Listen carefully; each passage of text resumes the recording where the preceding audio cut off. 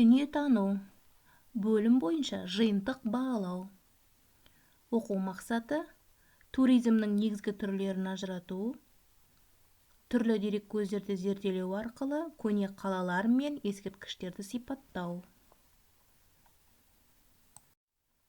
Тапсырма. Бұл іс-әрекеттер туризмнің қай түріне жатады? Берілген ұғымдарды сәйкестендір.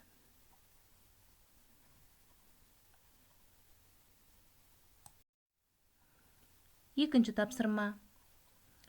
Ежелгі қала, Отырар қаласының орнынан табылған бұйымдарға қара. Қышқұмыра, сырға және еңбек құралдары.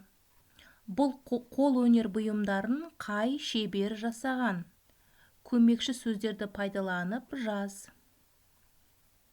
Қышқұмыраны кім жасаған? Сырғаны жасаған шеберді кім деп атайды? Қолөнер бұйымдарын кім жасайды? Көмекші сөздер: зергер, көзеші, темір ұстасы. Келесі тапсырма. Суретте көне Отырар қаласы берілген. Отырар туралы не білесің? Тірек сөздерді қолданып, 2-3 сөйлем жаз.